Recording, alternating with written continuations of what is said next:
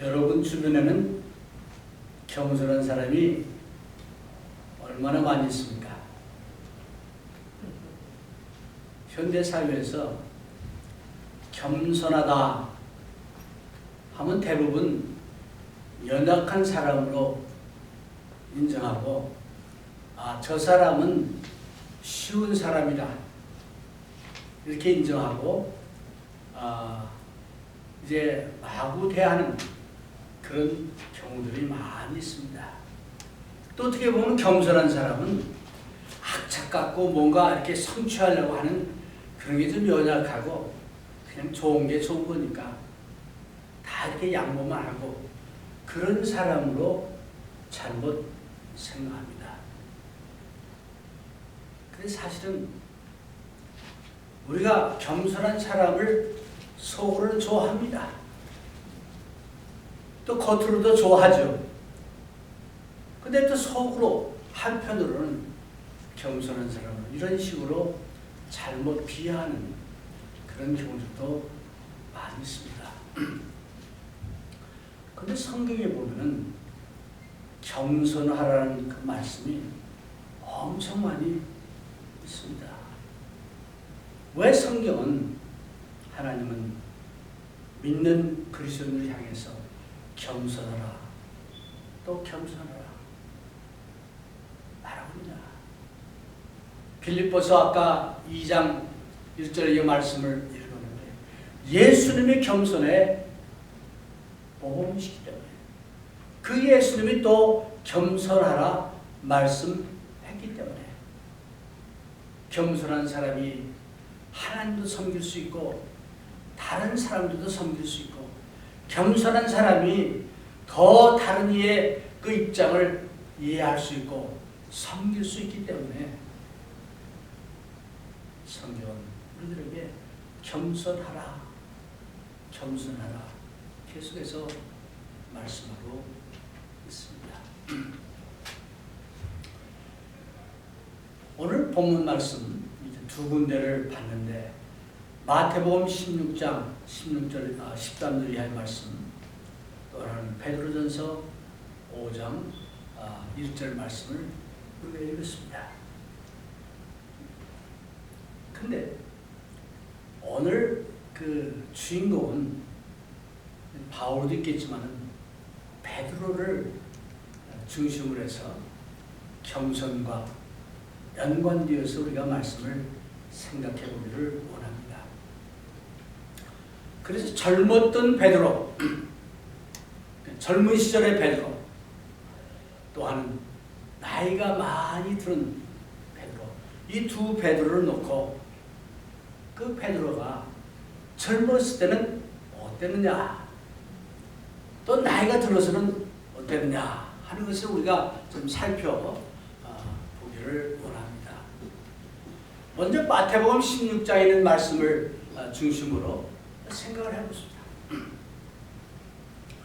마태복음 16장에는 우리가 아는 대로 예수님께서 가이사라 빌립보라는 우상이 넘쳐난 그곳에 가서 제자들에게 질문을 던집니다.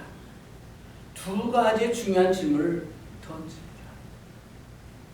첫 번째는 사람들이 나를 누구라느냐 질문하죠. 그러니까 그 제자들이 대답하기를, 어떤 사람은 세례 요한, 어떤 사람은 엘리야, 어떤 사람은 예레미야, 아니면 선지자 중에 하나라고 합니다 라고 대답을 합니다. 그러면 여러분들에게 묻겠습니다. 여러분들은 예수님을 어떤 사람이라고 생각하고 봅니까? 예수님이 지금 여러분들을 향해서 나를 누구라 하느냐 묻는다면 어떤 대답을 준비할 수 있습니까?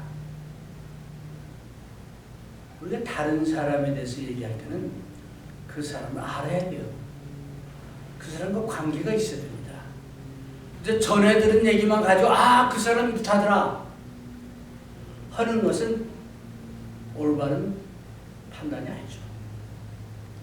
그래서 이 사람들이 나를 누구라 하느냐 할 때 여기 보면 뭐 어떤 사람은 예레미야, 엘리야, 세례 요한 또는 선자 중에 하나입니다라고 제자들이 대답을 했는데 어쩌면 그 사람들도 그 나름대로 예수님과 이제 접했고 예수님의 말씀을 들었고 또는 기적을 받는지 모르겠습니다. 그렇게 그런 대답을 할 수 있었겠죠. 근데 두 번째 예수님의 질문은 그럼 너희는 나를 누구라 하느냐 하고 묻습니다. 네. 그때 우리가 잘 아는 대로 베드로 사도가 손을 번쩍 들고 손을 들었는지 모르겠지만 대답을 하죠. 주는 그리스도시요 살아계신 하나님의 아들입니다. 그 대답을 하는데 예수님 바로야 시몬아 정말 내가 올바른 대답을 했다 하시면서 큰 칭찬을 하죠. 예? 그러면서 내가 이것을 알게 된 것은 내 지식이 아니고 하나님께서 너에게 주신 것이다 라고 하면서 그 너의 고백 위에 교회를 세울 것이다. 너에게 하늘 문을 열 수 있는 열쇠를 줄 것이다 라는 그 약속의 말씀을 여기서 합니다. 그래서 이제 베드로는요 젊었을 때 여러분들이 잘 아는 대로 성격이 상당히 급했고 어떻게 보면 아주 적극적이었고 또 과단성이 있었고 뭐 그렇겠죠. 베드로가 젊었을 때 예수님과 사이에서 여러 가지 에피소드가 많습니다. 베드로. 네. 예수님이 질문하면 제일 먼저 대답하는 게 베드로였죠.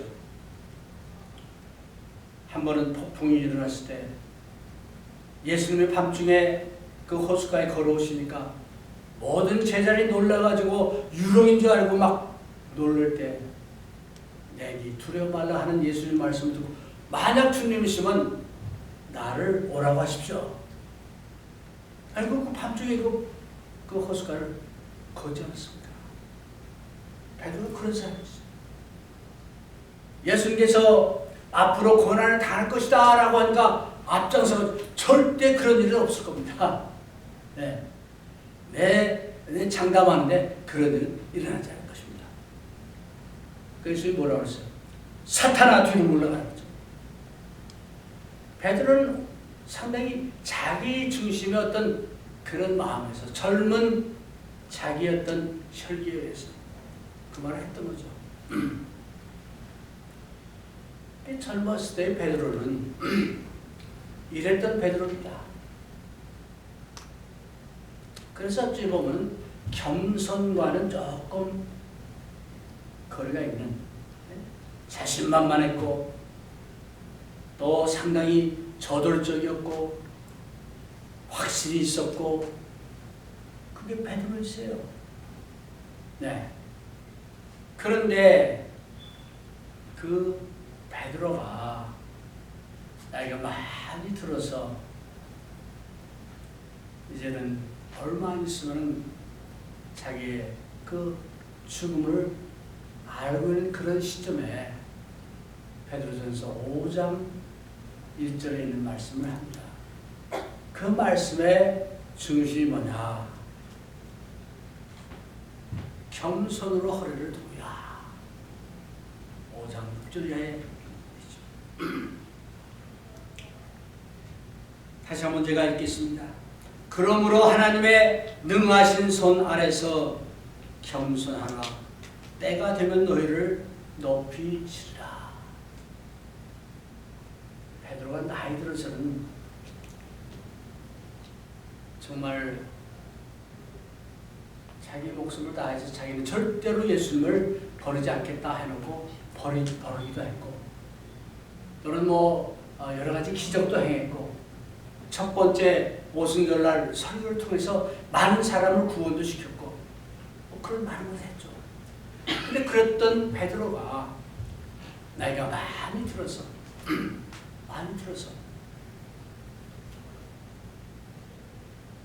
크리스찬들을 향해서 젊은 자들아라고 하는 여기 젊은 자들은 그냥 나이 어린 사람들을 뭐 얘기하는 게 아니고 그 대부분의 그 성경에 보면 이방인과 유대인 또는 남자와 여자 하듯이 이제 나이가 든 장로들과 그 안에 젊은 사람들 이게 모든 사람을 포함하는 거예요. 네. 그래서 젊은 자들아 모든 믿는 네? 모든 사람들을 향해서 젊은 자들아 장로들에게 순종하고 나이 든 사람에게 순종하고 옛날에는 장로가 되려면 나이가 들어야죠. 경험이 있고 뭐 여러 가지 그러니까 되게 나이가 들었죠. 요즘 어떤 정도. 그래서 장로들에게 순종하고 그 다음에 하는 말이 서로 겸손으로 허리를 동이라. 이 허리를 동인다는 말은요. 요한복음 13장에 보면 예수님이 제자들의 발을 씻기는 장면이 나오는데 그 제자들의 발을 씻기기 전에 예수님이 그 요즘 말하면 에프론이죠. 수건으로 허리를 동이시고 그런 말이 나와요. 그러니까 섬기는 종들이 섬길 때는 그 뭔가 그 하나의 유니폼식으로 이렇게 입는 것을 얘기하는 거죠. 그러니까 겸손이라는 것을 허리로 동이고 그런 얘기예요. 그러니까 이 섬기기 위해서라면은 섬기려면은 또 섬기는 자가 되려면은 겸손으로 허리를 동이라. 네.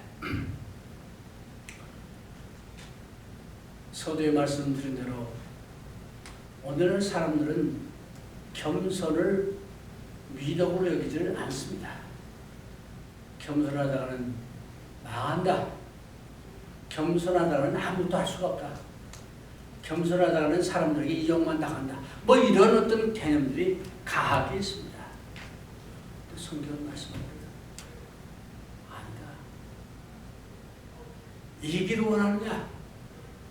높아지기를 원하느냐? 겸손해서 섬겨라. 네. 라고 말씀하는 겁니다. 그래서 우리가 겸손으로 허리를 동이고 우리가 섬길 때 우리를 높여주는 사람은 누구예요? 하나님께서 높여주시다. 우리는 지금 내가 쟁취하지 않으면, 내가 스스로 광고하지 않으면, 내가 스스로 어떻게 하지 않으면 상대방을 거꾸로 때리지 않으면 안 돼. 그런 참 많은 사람들의 가운데서 살고 있습니다. 그래서 나도 모르게 크리스천들도 야, 우리도 바쁘게 뛰어서 어떻게든 남을 이렇게 내리고 내가 승리해야 되고 경쟁에서 이겨야 되고 항상 이런 생각으로 우리도 그런 그 분위기 속에서 지나고 있습니다. 베드로가 말하기를 겸손으로 허리를 동이고 섭니다. 여러분 그 가이사라 빌립보에서 예수님이 바요나 시몬아 하면서 그 칭찬할 때 어떻겠어요? 여러분 생각에는 베드로가 좀 우쭐하지 않았을까요? 나도 모르게 교만한 마음 들지 않았을까요? 역시 예수님 나를 알아서 더더군다나 예수님께서 아주 큰 약속을 하셨잖아요. 그랬을 겁니다. 어쩌면 베드로전서 5장 그 말씀에 나온 베드로는 그때의 자기 모습을 돌아보며 젊었을 때의 그 겸손하지 못했던 자기의 모습을 생각하며 젊은 자들아 겸손으로 허리를 동이라 라고 권면합니다. 이제 겸손이 언제 필요하냐? 내가 잘 나가고 내가 자신 있고 많은 것을 이루었다 생각할 때 사람들이 나를 막 칭찬해 줄 때, 그때 겸손으로 허리를 동요합니다. 근데 많은 경우 그럴 때 나도 모르게 사탄의 꾀임에 빠져서 교만하고 자만심에 빠지게 될 때가 얼마나 많습니까? 내 스스로 나를 자랑하고 내 스스로 나를 높일 때 무너지는 것은 순식간에 무너집니다. 그러나 하나님 우리를 세우실 때, 하나님 우리를 높이실 때 그 높임은 오래오래 지속될 수밖에 없습니다. 그래서 오늘 이 말씀, 베드로의 그 말씀을 보면서 베드로가 나이가 들더니 자신의 교만했던 그 모습을 깨달았구나, 예? 하는 느낌을 저는 받았습니다. 그 젊었을 때 베드로는 뭐라고 그랬어요? 예수님께서 이제 고난을 받고 앞으로 사람들에게 이제 잡혀서 죽임을 당했다가 사흘 만에 부활할 것이다. 마태복음 16장 22절이죠. 그러니까 베드로, 주여, 절대 그런 일이 있을 수 없습니다. 하나님이 그대로 놔두지 않을 것이고 우리가 예수님을 지킬 겁니다. 아마 그런 의도로 절대 그런 일 없을 것이다라고 베드로가 호언했어요. 그때 예수님이 그를 꾸짖은 말씀 우리는 잘 압니다. 또 마지막 만찬 때 우리가 잘 아는 대로 이제 베드로가 예수님이 이제 앞으로 너희들이 다 흩어질 것이다. 마지막 만찬을 하고 나서 제자들이 흩어질 것이다. 너희들이 나를 볼 것이다. 그러니까 그때도 베드로가 예수님, 주님, 절대로 그런 일 없을 겁니다. 다른 사람은 몰라도 나는 죽을전정 예수님을 버리지 않습니다. 그러니까 예수님이 뭐라고 그랬어요? 다구기 전에 내가 나를 3번 부인할 것이다. 그게 베드로였어요. 네. 베드로였습니다. 근데 그 베드로가 말씀하기를 겸손하라. 겸손으로 허리를 동이라 말씀합니다. 요즘 저도 우리 집사람이랑 겸손에 대한 얘기를 자주 합니다. 저도 뭐 된 것도 없이 이룬 것도 없는데 젊었을 때는 맘만 먹으면 다 되는 거로 착각을 했어요. 네. 그리고 이제 정말 그 겸손한 그런 모습보다는 이제 교만한 그런 모습들을 많이 보였던 것을 생각합니다.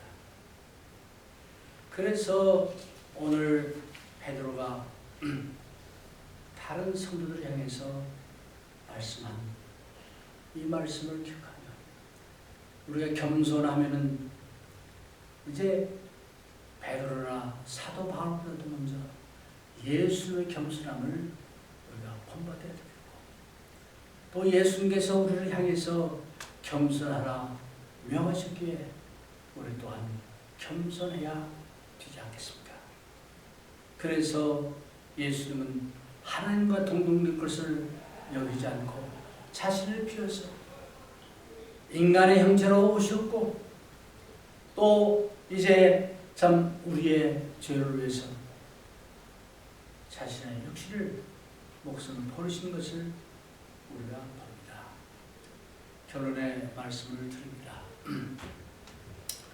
겸손은 자신을 낮추기에 다른 사람들에게 더 사랑과 관심을 보일 수 있습니다.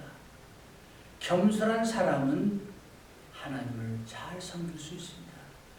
겸손한 사람은 교회도 잘 섬길 수 있습니다. 겸손한 사람이야말로 우리 형제 자매를 성도들을 잘 섬길 수 있습니다. 며칠 전에 제임스 좀 더 잊어버렸는데 그 천체 망원경을 작년 12월 달에 하늘에 쏘아 올리는데 어마어마하게 테니스 코트만한 큰 그 망원경을 쏘아 올리는데 그 망원경이 저 하늘에 가가지고 우주에는 별들을 찍어서 지구로 전송했는데 그 우주에서 온 그 별이 135억 광년, 우리는 개념이 안 와요. 1광년이 빛의 속도로 1년 가는 것을 얘기하는데 135억 광년 때 그 온 빛을 찍어가지고 온 거예요. 온 세계가 난리가 났어요. 저도 이야 대단하다. 인간의 두뇌와 인간의 그 과학이 정말 무시무시하구나. 그래서 그네들은 장담하기를 이제 태초에 우주가 어떻게 생겼는지, 왜냐하면 그 135억 광년에 온 그것이기 때문에 그 모습을 알 수 있다는 거예요. 그 말씀을 그것을 보면서 인간들이 바벨탑을 또 쌓는 게 아닌가. 바벨성을 쌓아놓고 와 우리가 이렇게 잘한다. 혹시 그런 건 아닌가. 인간의 종말, 우리 지구의 종말을 더 다가오게 하는 건 아닌가. 그런 생각을 해봤습니다. 하나님의 권위를 무시하고 하나님의 존재를 부인하고 하나님 말씀을 부정하는 그런 세대 속에서 우리는 겸손하게 허리를 돌리고 하나님을 섬기고 이웃을 섬기며 교회를 섬기는 여러분과 제가 되어서 하나님께서 우리를 정말 능하신 하나님께서 우리를 높이시는 그 놀라운 축복을 받으시기를 주의 이름으로 축원드립니다.